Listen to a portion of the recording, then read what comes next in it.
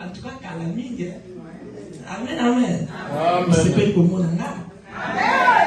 C'est Nakani si vous êtes dans voyage, Nazaki na Mula, vraiment, Nzambe wana pe, lingo bakuna katinda ki na bambote ndenge pe logo sa, tinda ki bambote na para mama, pasteur albaki pesa bambote kuna, bambote komaki, bango pe bazongi saki bambote, ebele, oyambi bambote wana.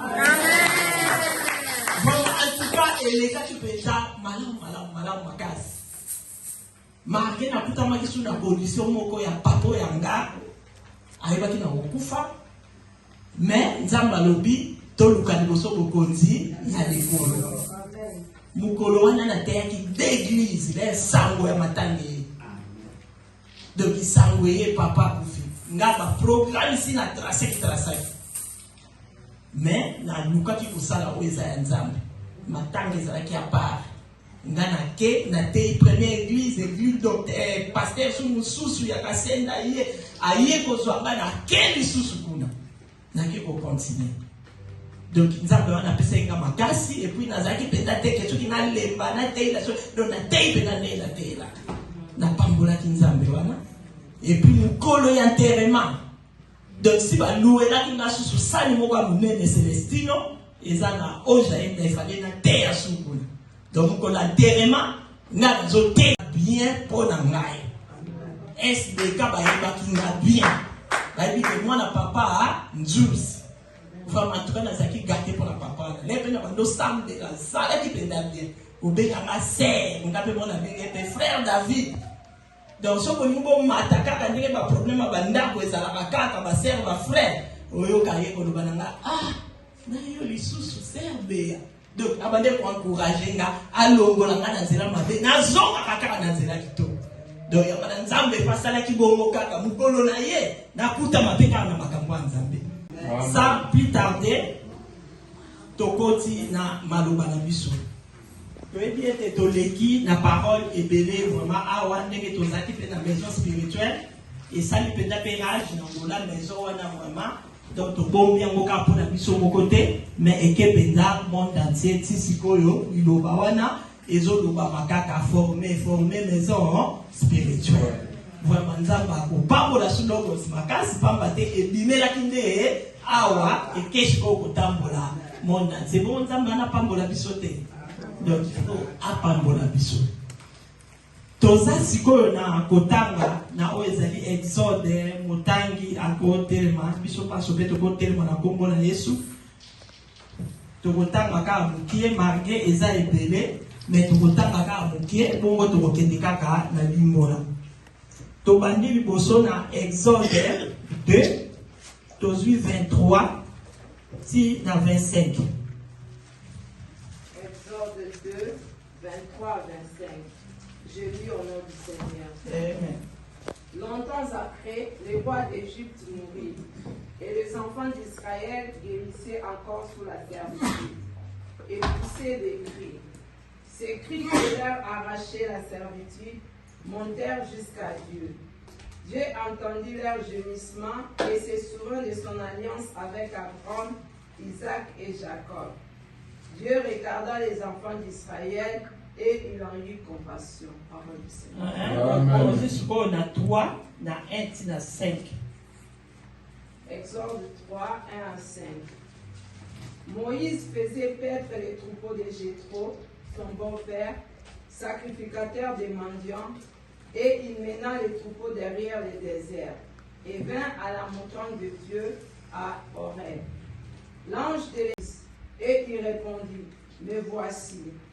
Dieu dit, n'approche pas d'ici, ôte tes souliers de tes pieds, car le lieu sur lequel tu te tiens est une terre sainte. Parole du Seigneur. 9 tina 12, kaka 3 wana 9 tina 12. Et versets 9 à 12, voici les cris d'Israël sont venus jusqu'à moi, et j'ai vu l'oppression que leur font souffrir les Égyptiens. Maintenant, va, je t'enverrai auprès des pharaons, et tu feras sortir d'Égypte mon peuple, les enfants d'Israël. Moïse dit à Dieu, qui suis-je pour aller vers Pharaon et pour faire sortir d'Égypte les enfants d'Israël? Dieu dit, je serai avec toi, et ceci sera pour toi le signe que c'est moi qui t'ai envoyé. Quand tu auras fait sortir d'Égypte le peuple, vous servirez Dieu sur cette montagne. Moïse dit à Dieu, j'irai donc vers les enfants d'Israël, et je leur dirai, le Dieu de vos pères m'envoie vers vous.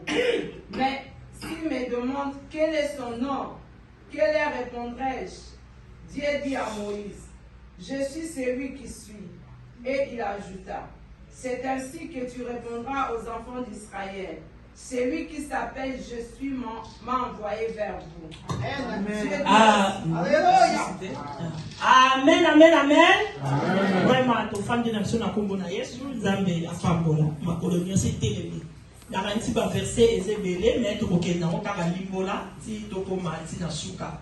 Pour na 4 pesa, na 7 pesa, na Souka, na Wopé, na 12 eza, et pas éclotir. Il y a histoire wana nyonso ndenge ezalelaki. Amen, amen. Amen. Toyoki lolenge batangeli biso na exode wana. Babandi boye balobi nini? Nzambe ayokaki kolela ya bana Israël. Ayokaki cri wana ekomaki na matoi na ye. Lere ekomi ayezwaki compassion ya kosala nini? Ya kodélivrer oyo ezali peuple wana. Donc lolenge moko pe biso pe. Donc, les tokuta marape na ba problème. Donc, tolele la rappel Nzambe wana. Cri wana pe koma ke pa ina ye, ndenge maman na biso apesi témoignage, ni lelo toneto za na problème, mais Nzambe wana ayoka ki kolela. Cri wana e koma ke pa ina ye, lokola za mo sekwisi, ayeba ke ba ko sekwisa mwana wana. Amen, amen. Oko yo nanga. Donc, tant que ba problème, pourquoi tolele la Nzambe te? Faut que les Nzambe tikri wana et comme et pas na ye. Donc à tout monde va blocage, à tout monde va freinage, à tout monde ligne. Donc il faut ça la déterminer ça na foi wana. Ko perdre foi te. Continuez toujours à prier. Ya wana makomie komi, prier ça hein? Cesse. Amen. Tikri wana ko koma na mato ya Nzambe. De okoyoka Nzambe wana le crie comme repai na ye asaka nini asembola ka loboko. Citation échangeaka pour l'amour et donc to décourageaka te. Amen, amen. Ba Philistin pe ba ya ko décourageaka bisote. Ah et simba te, ah kuna boye, ah loi boye, mais nous avec Jésus nous ferons des exploits. Ce qui est simba kite, mais ponanga na nzambo nga na zana ye e ko simba na kongo na Yesu. Si vous avez une promesse, vous avez une déclarer une promesse. Vous avez une derrière le Amen, amen. Vraiment, le peuple d'Israël va être qui crie. Qui doit ne komaki. Donc, il est là qui peut ma casse. Mais qui doit n'attendre komi et pas inaye. Nzamba zuli kanisi ya kokango la bango. Bongo, écoutez-moi qui na Moïse. Akende qui kolesa. O ezalaki ba pate ya bokilo na ye Jetro mais ngana yo lelo ba bokilo tozaka na bango camarade te donc bokilo moi ça combien ennemi na yo bokilo moi si bokilo mobali o akomi boy tala kutu ba moni na itala nga zoke dolesi donc amour fait ça bakati na biso amen amen donc bokilo azwaki penza ba nyama ayebi ke eza biso eza bien hein ya biso. D'autant que kilo n'a pas malam, donc biso beto rozala, malam na katanda. Donc tout le monde la séparation dans la kata ba famille, na biso to na ba famille, auto zo balela. Donc tout le monde la kambo, et vous appelez ça malam. A qui connaît ça va pas te wana. A comme na montagne ya Europe, ata la boye nzete moko. Ezo pe la moto. Mais nzete wana, ezo zikate. Donc tout le monde quand nzete bo ndenge ezaka.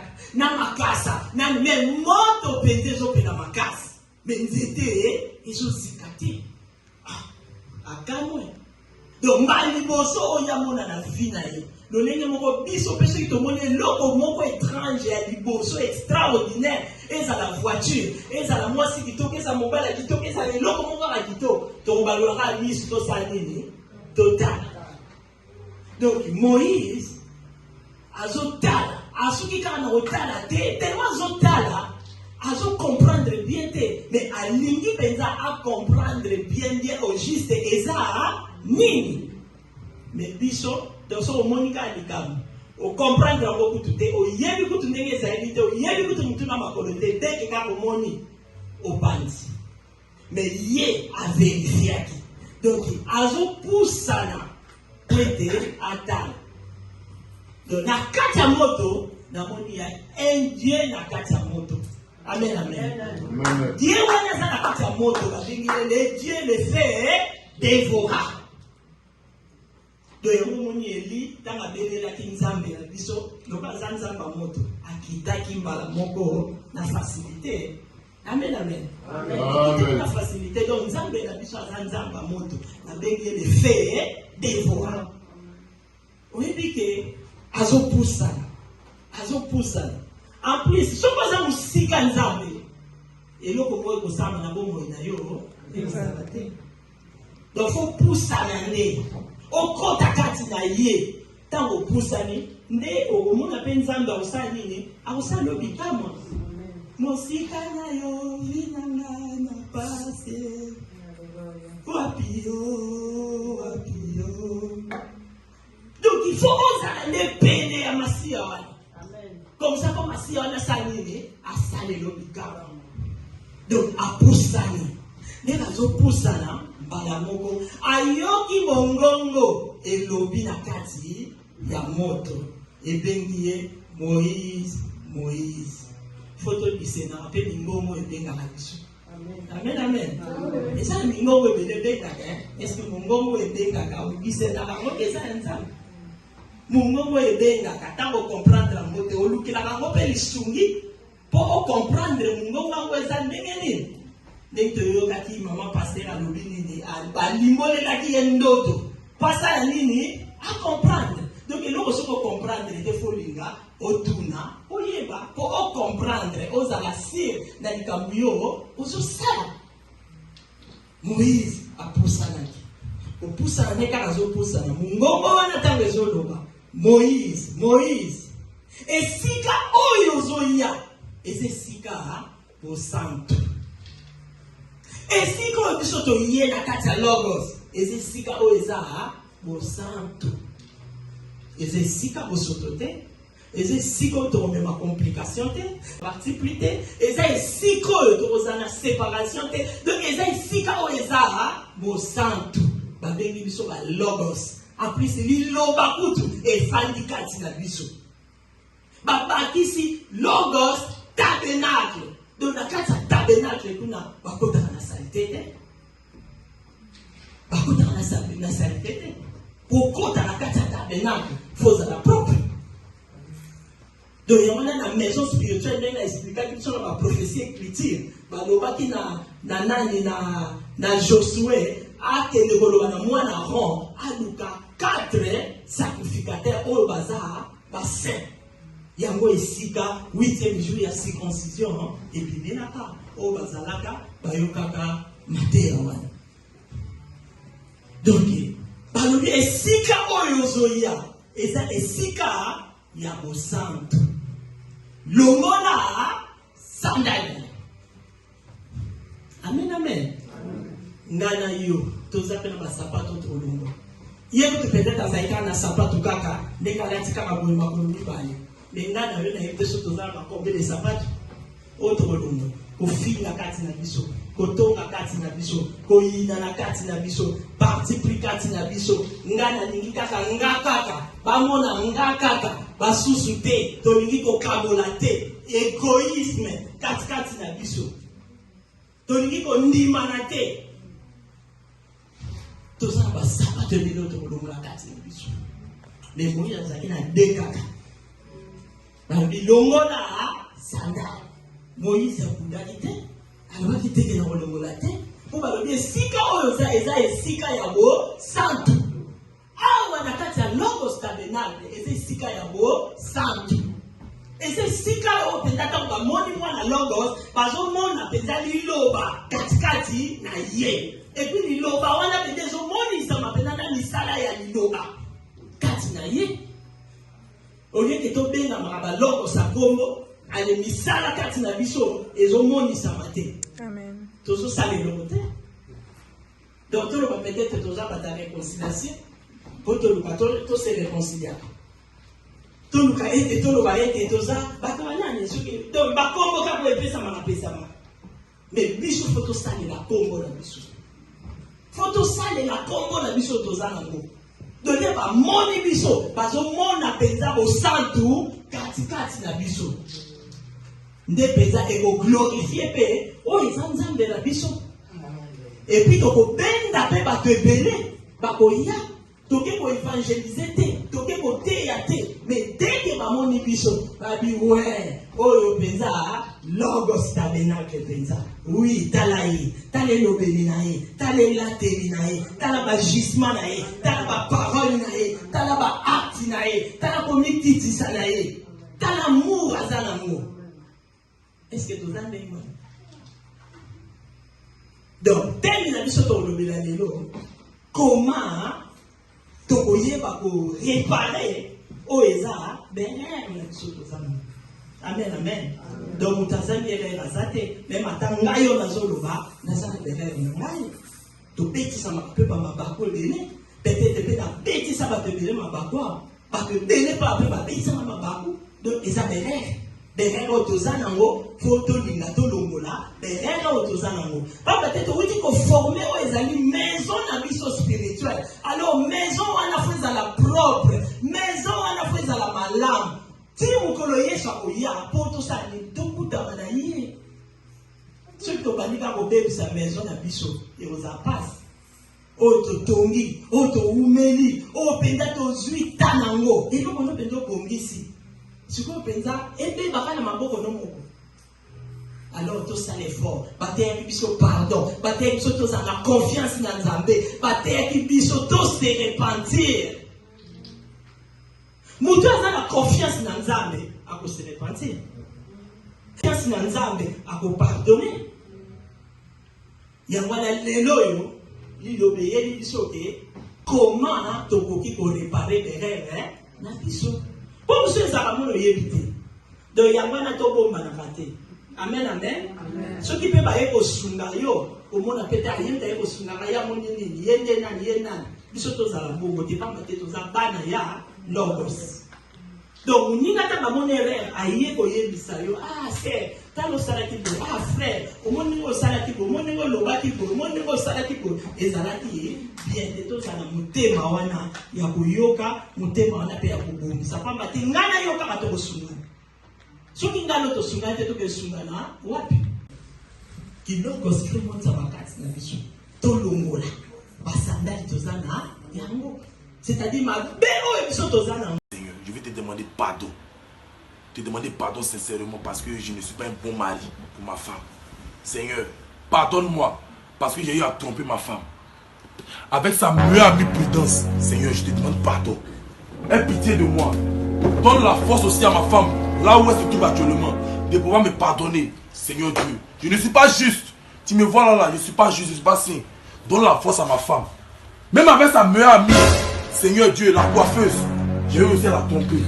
Seigneur, je te demande pardon. Pardonne-moi. Au nom de Jésus, j'ai prié. Amen. Amen. Oh Seigneur. Bébé, on se coucher. Bébé, pas attendre d'abord, il a prié. Aïe. Il a me répété. On a fini de prier. Non, il a demandé pardon à Dieu. Non, il a déjà fait ça pour nous, devoir t'inquiéter chérie. Non, chacun a ses péchés. Tu as tes péchés, j'ai mes péchés. Pas mélanger les choses de soi. Aïe. Bon, ok, il faut faire rapidement, pas y être sommeil. Éternel Dieu de gloire, je veux te demander pardon. Seigneur, toi, tu sais que la chair est faible. Éternel, j'ai trompé mon mari. J'ai trompé mon mari avec le boucher du marché. J'ai aussi trompé mon mari avec le voisin d'en face. C'est-à-dire quand tu prends le couloir à la deuxième porte. Éternel, j'ai aussi trompé mon mari avec son petit frère.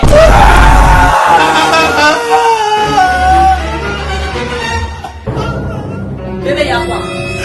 Seigneur, Seigneur, les gens ne se cachent plus. Qu'est-ce qui se passe dans ce monde? Où va le monde? Où va le monde? Donnez votre vie à Dieu.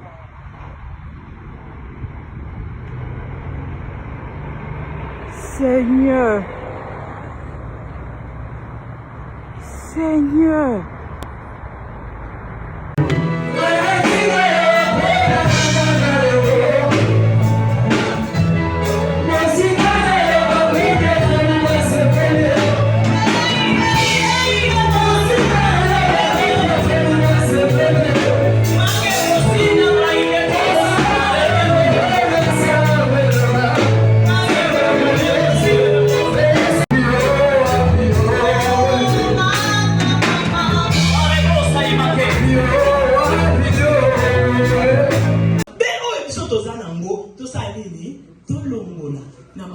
biso moko tokokoka te.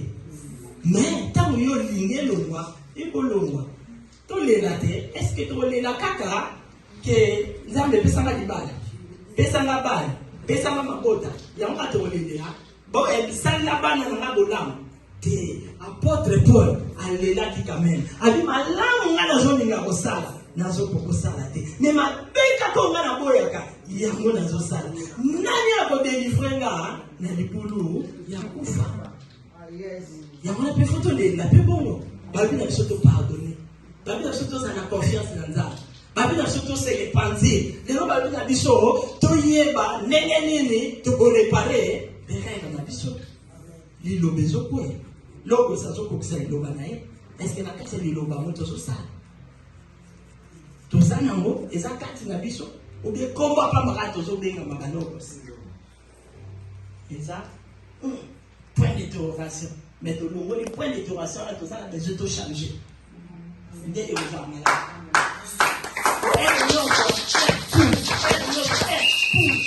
Tout ça, la besoin, un poum, tu vois, la tête, mais tout ça, la besoin, poum, tu as l'évêque. La combo, tout ça, la besoin, il y a changer. Amen. Bano, alongo la sandale. Les alongo la sandale, na yende nzambe, aso pesa isko mission. Alobi, Moïse. Na yoki kolela bana na ngai souffrance kuna eza na bango makasi yangwana nazo préparer yo ozonga lisusu kuna na Egypte parce que azalaka kuna déjà Moïse azalaka kuna akolela kuna na palace ayebi malamu na Egypte kuna na ba magie na bango na ba nzambe na bango eloko moke kobungisa ezate ayebi bien babi na ozonga kuna poke no kangola peuple na ngai obimisa bango. Moïse oyemo ayebi déjà que ngai nani nakende place à Pharaon pour nakende lo ba libérer peuple na yo parce que ayeba ki force o ezaki kuna. Ayeba ki force ba magie o ezaki kuna. Abraham atazalaki na bomoi angai kokoka te kokende kobimisa peuple wana na Égypte. Abraham ngai kokoka te. Pourquoi il m'a recoté? Taille Abraham, et ça qui t'a beaucoup. L'époque Abraham, kuna, et ça qui n'a l'époque on a beaucoup. Mais la taille à Moïse, c'est comme il m'a patience. Amen, amen. Amen. La taille à Moïse, c'est comme il m'a patience. La carte science, tout le monde intelligence. Il y a un moment où on kei, on muto za mwa na nzambe. Em sikuta ta na nzelo zo leka. O mona nga muto. Atongo lui atali yo misu mabe. Donc yo ni moni oza no yo moko. Mais ye amoni oza em sous 3 personnes. Oh, mais vous n'avez bien été. Tu vois dogo nga pula do amoni doko moko kati na yo. Ozomon. Donc mbana moko ebungisi ye oeza nzela wana. Donc c'est-à-dire taille à Moïse ezalaki taille à science. Na kati science intelligence yo kende kokota na place na ba ndaka nzambe wana ba étranger à côté yao do ba sata ka mbala mo mais biso aya surtout à la veste na ye à la soirée na ye à la robe na ye bien au mona kuta welele to place à liboso nzoka mobomi nzoka assassin donc apparence c'est trop paradis. Donc, ça m'a apparence. Amen, amen. Donc, taille à Moïse, et ça qui taille à science. Donc, la science, on a l'église, on a l'église, on a exact. Analola toko kutana na banje. Analola toko monana na masia. Et qu'est-ce qu'on prépare à mort? Amen. Préparation de César. Et puis, tant que ça, bon, moment pour préparer yango. Ceux qui c'est comme Tata Nzambe Yambaye. Tata Nzambe Yambaye. Préparation de César. Et puis, tant que ça, bon, moment pour préparer yango. Ceux qui c'est comme Tata Nzambe Yambaye. Yesu, Yesu aussi, oyambaye, apote, bayembela yango tango sana bomoi. Comme ça pour oyer banzela, ya tata tango sana bomoi. Mais ce qui déjà c'est comme un chemin pour les aller aller et non le tour et comme déjà passe. Oyambaye, oyambele. Oh, que son âme repose en paix. Nana wa lobi que âme na ye repose en paix. Moi na tinga ki fleur la combien que son âme repose la vite longola na son âme wana repose en paix. Cha elo mususu. Cha kana robosa kayote papa. Donc ozaka longola na mo wana na. Poto yebite nani za nani dola sana na biso mini. Nani tolakisaka na biso minu tozoseka tozolia tofandi ensemble mais nani aza eyebani te tata na yo akoki kokoma satana mama na yo akoki mpe kozala moninga na yo akoki kokoma satana mwana na yo akoki pe kozala eyebani te nani aza na molimo mosantu mpona kobunda amen amour l'éternel des armées eyebani te nani aza nani wana te totondi na kasa hypocrisie mingi surtout na bao de Christ mama beleki makasi amen alléluia alléluia alléluia osane alléluia ola be wana ndeka kopima kaka yeka donc tozobimisa na milongo na biso yango te eza makasi ya mitema na biso nzambe na biso loba yebi toza balogos biso toza bato liloba efandi kati na biso biso toza bato tozokoevre kati na logos tabernacle esenge na biso tozala mpenza basaint amen amen pourtant toza na sainteté wana kati na biso ozoleka no kaka bomona kaka bato bazokwea ozoleka no kaka na losambeli te bato bazobika mpona nini sainteté eza kati na biso en plus sainteté on appelle ça la paix bien bien oyo biso nyonso totravaillaka kati na esika fo tozala bomoko pamba te famille nde yango wana so tolingi tomona mpenza loboko ya nzambe fo tozala nde famille moko elobi mobutu tata bo mama bo elogos bo fo tozala moko amen amen mpona kati ya moko nde nzambe amonisaka bikamwa na ye ndakasi na veye tosalaki tomonaki bikamwa ezalaki mpenza ebele mpona nini tozalaki bomoko alors tolingi te suka bongo tolingi te ezalaka kaka na veye tolingi moma nyonso okekaka na ndaka bato okende kotambola omeni guérison pamba te yo nde liloba eza kati na yo obengami logos donc c'est-à-dire partout ozotambola otambolaka kaka na liloba na yo okende wapi oza kaka na liloba na yo donc liloba eyaka ekangola liloba eyaka esala misala nango liloba esalaka nyonso donc wana esengeli na biso vraimen tozala malamu donc koma tokoki kokorige oyo ezali erreur na biso tomoni ete ndenge toke na histoire ya moïse wana balobi na ye longola sandale mpe moïse alongolaki sandale na ye pamba te bisika na ezalaki bosantu donc nga na yo mpe tolongola basandale na biso oyo nyonso omoni kaka esepelisaka nango nzambe te oyo nyonso yo omoni ka esepelisaka mpe moninga na yo te pamba te soki moninga na yo olingi ye te bongo oloba nde nalingi nzambe olingi nzambe te tosaka hypocrite pamba wana eza hypocrite donc afolinga nzambe folinga nga olingi ngai te donc tosalaka makelela pamba mbonda pamba ngebengebe totya me nzambe na biso alingi mbonda wana ezala miracle mbonda wana esala exploit yango nzambe na biso alingi pamba te toza esengaki kaka oyo aza homme mystique oyo aza homme saint ye kaka moto akoki kokende kokota esika wana mpo akango Pamba te nzamba aloba sala biso bandie, yo resi biso to ko denga na mui. Ngoli mo mabe. To ko kata. To mona ka moitié, so ki nzamba sepeli omona. Ala kisio, mais un soupe sur la kisio te oyeba pete nani asa pe na yo. Oyeba te. Donc tu yeba ka moitié. Donc tu yeba ka moitié. Donc yangwane sengeli na biso vraiment.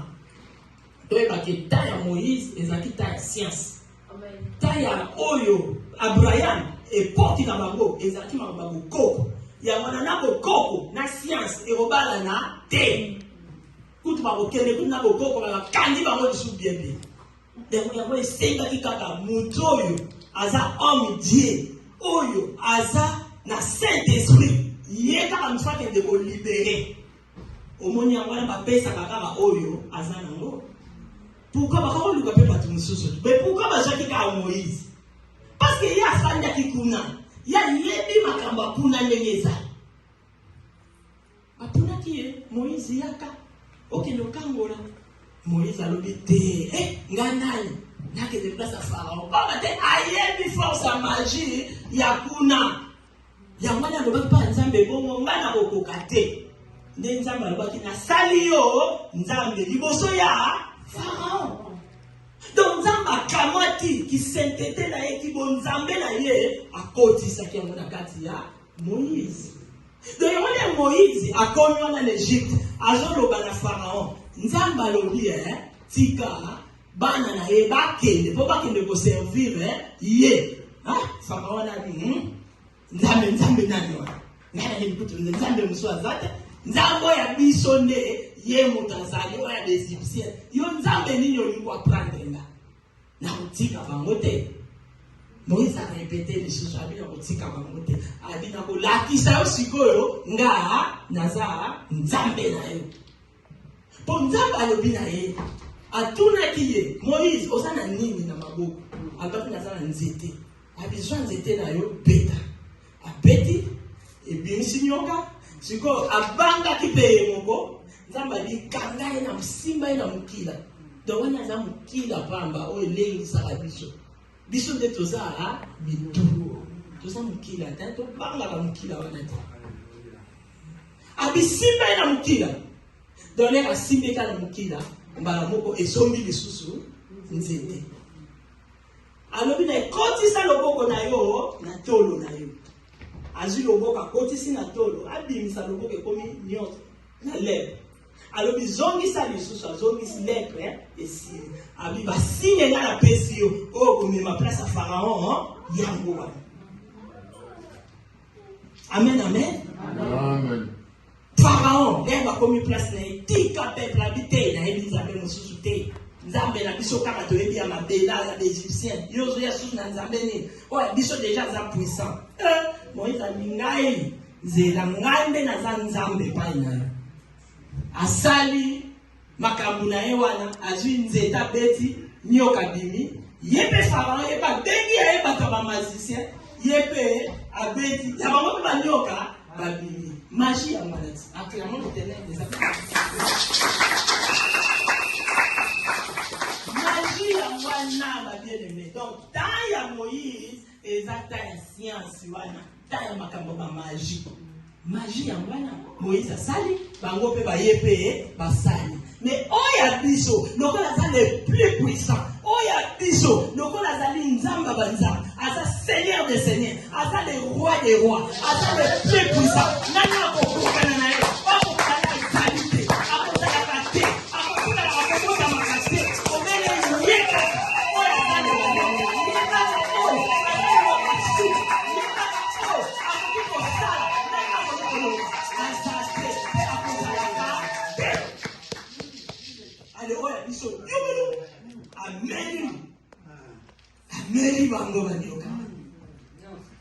mais Pharaon a compris le caractère. Déjà, nous avons un numéro, on a dit qu'à peuple là-bas, kende. Et là, comment est-ce que Pharaon a côté ce qui m'a dit que la servitude. A longoli bango na exil, a côté ça bango na servitude. C'est-à-dire, ceux qui a côté na servitude, nous là, c'est que au bimaka les sous te.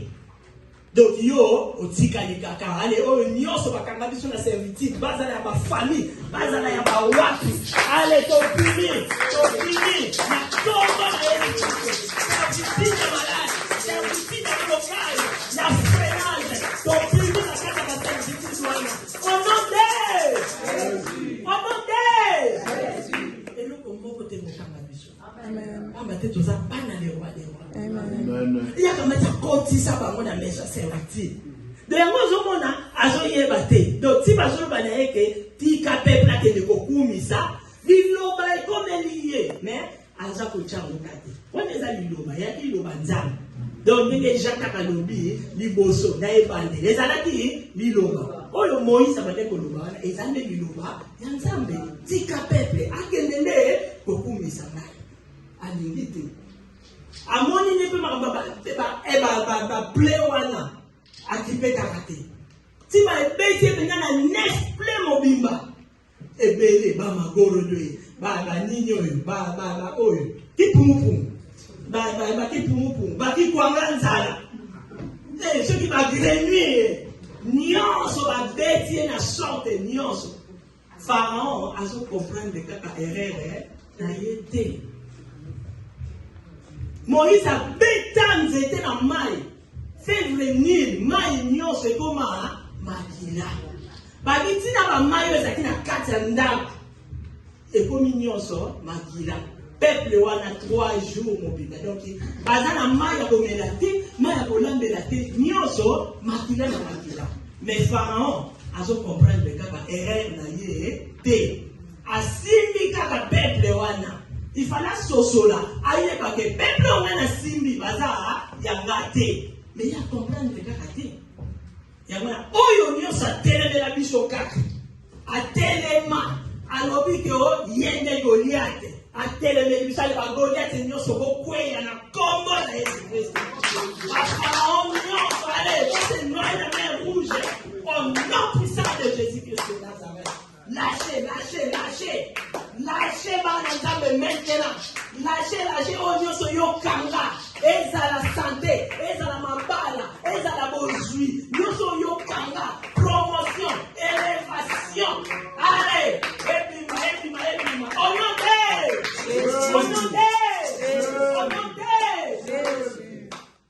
Tika peuple akende. Pharaon a comprendre des règles. Ndesikoyo.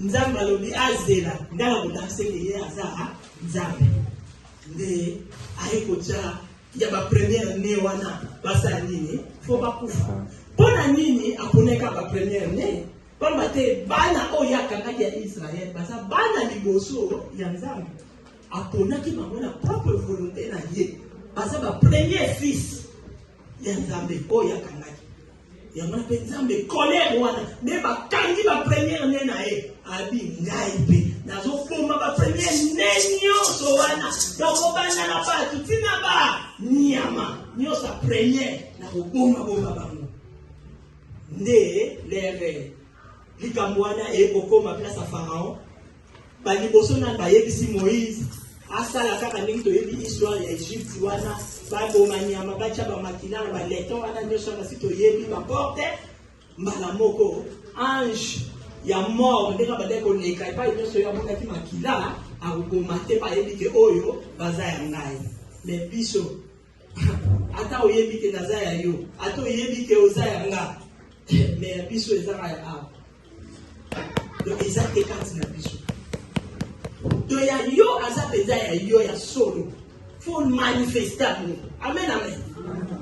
Donc tomoni ke Moïse basukaki ndenge nini abongi sikoyo kuna na Egypte bana nyonso ya ba première ya liboso bango nyonso bakufi tina banyama kolela ekoti moma ondele nde babomi mwana ngai kofanda na trône o ngai ko remplacer ye le na mwana na kufi nde moma Pharaon aye ko comprendre l'erreur d'ailleurs eza déjà tard yango makambo eza na kati église nzambe to yaka ka ko comprendre na retard dans aux perte eza déjà perte atenta ba ko comprendre eza déjà perte mwana na ya kufi kolele koti kuna.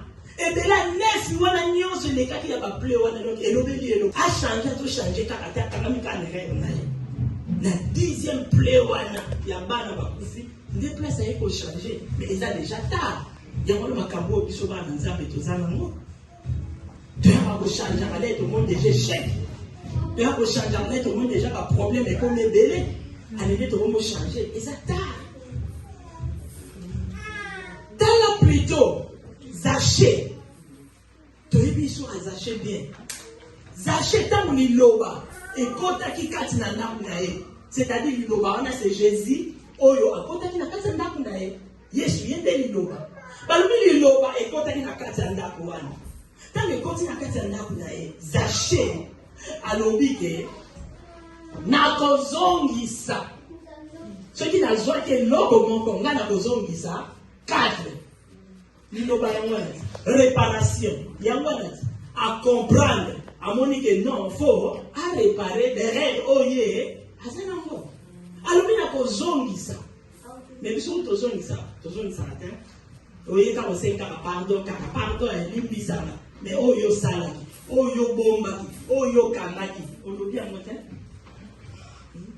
donc faut to yeba ka ko réparer malamu so likambo eza tosololi mpenza te obetaki nga libaku te osalaki nga boye te vraiment ekozala malamu soki omoni ke osala yango te yo mpe kati na yo longola solola na yo sikoyo bien zala na yo mpe parce que olingi na yo te bokende na jugement na molai molai boye te olingi na yo te ntango olingi te zala mpe malamu ekozala bien Zaché achangeaki a comprendre rêve na ye alobina zwaki moko nenga na kozongisa 4 chiffre 4 où eza présence à l'éternel puissance na ye esala te esali yango na nzambe anambaki lobiko ekoti na kati ya ndaku oyo donc tout ça l'effort ya kochanger les rêves na biso na makasi na biso tokokoka te mais le Saint-Esprit est là oyo ya kosunga nga na yo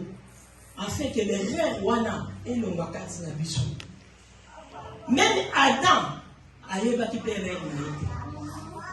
A comprendre ki pe rêve na été. Erreur Adam ezaki nini? Les bazo ko mabanyama na kati ya jardin, banyama wana mibale, po bazwa ba poso, balatisa bango.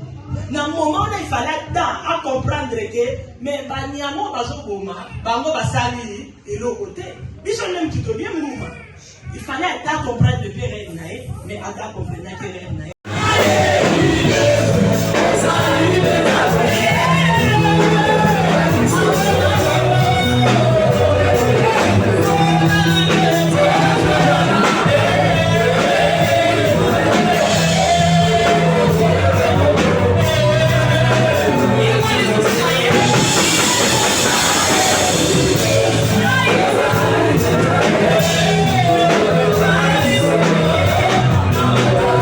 Yeah.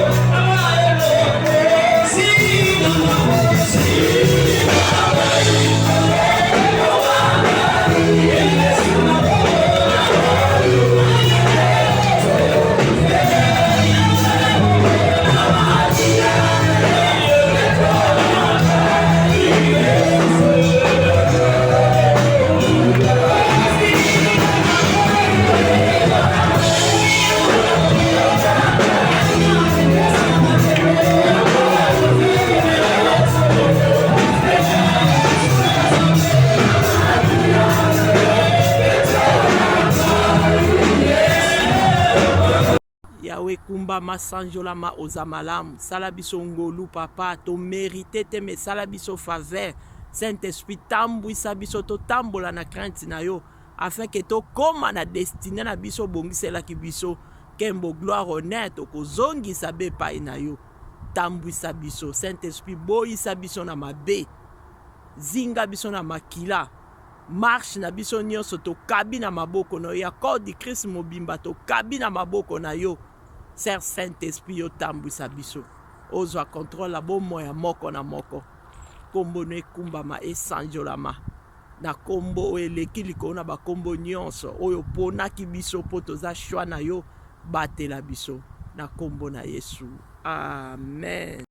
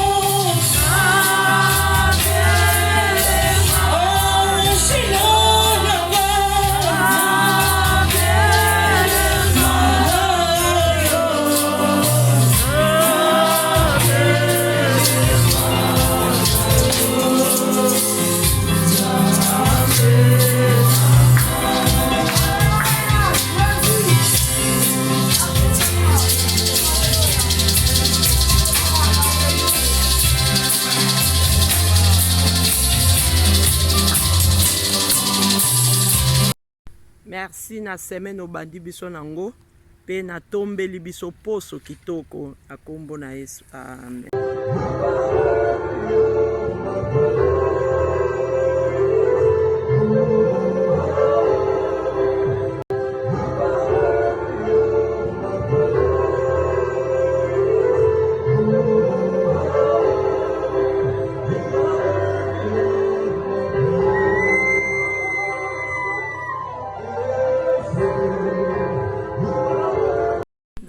Akombama to bandaki na ye to yebina ko clôturer na ye. Merci vraiment nzamba za lokumu na participation ya moko na moko ba o bazana tango ba o pe ba kolanda lisusu na sima. Vraiment nzambe apambola moko na moko. Merci na monde entier mobimba na balandi ya Bidor TV na balandi nyonso akokolanda. Vraiment mbote na biso baso. Mbote na monde entier, mbote na Bidor TV, mbote na bana na ngai, mbote na libota na ngai, mbote na moto nyonso. Vraiment nzambe azwa lokumu na tombeli biso vraiment poso kitoko to bandi pe dimanche malamu semaine o Saint-Esprit azwa contrôle na biso na kombo na Yesu. Bisous, bye.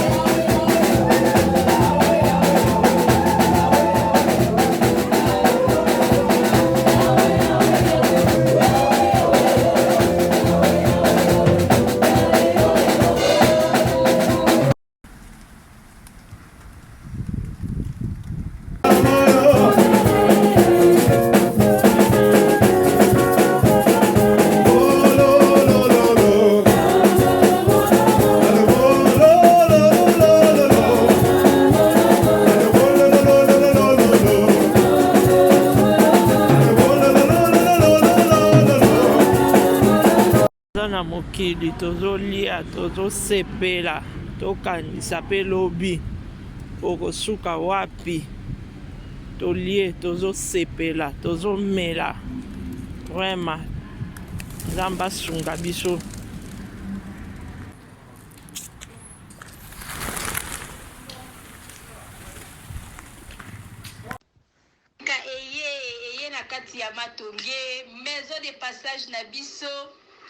Maison de passage na biso ya goyo, maison de passage na biso ezana ba climatiseur ezali climatisé. Maison de passage na biso ezana matonge na Irebu A37. Maison de passage na biso tozana ba appartement où ezali ya 2 chambres, salon, cuisine. Tous les 2 chambres wana ezana ba toilette na kati. Maison de passage na biso tozali na appartement oyo ezali kaka salon, salle de bain, chambre na cuisine. Tozali lisusu na appartement na biso oyo ezali appartement ya pamba lokola chambre na toilette na oyo salle de bain na ona kati. Chambre oyo ezali ya pamba oyo ezaka na salle de bain okoyamba bapaya na yo na kati. Chambre oyo ezali chambre, salon, cuisine. Salon ezali ya munene comme okoyamba bapaya na yo na kati, comme okoki koyamba bapaya na yo libanda. Mai na biso ebimaka kitoko. Courant na biso toza na balune ebele. Toza na groupe na biso soki courant ekeyi totie essence na kati ya groupe. Ndako na biso ezali sécurité, ezala sécurité ya makasi. Maison de passage na biso na matonge toza kobengisa bino. Mwana nyonso tu ya poto benga numéro oyo ozomona, réserver place na yo mpona ozwa place na yo ya kolala. Na kati ya maison de passage na biso tozali na boutique oyo bazoteka baduver, bazoteka nyonso tu na kati ya boutique wana. Tozali lisusu na nini voiture oyo totie na disposition na bino bato bozoya na katikati ya maison de passage na biso oyo tobengi yango Bidor. Contactez Bijou d'Or TV, contactez numéro oyo moni, réservez place na yo, ozwa place na yo avant parce que ba place na biso mingi eza kozala toujours occupé. Benga avant zwa place na yo okozala jamais déçu. Merci.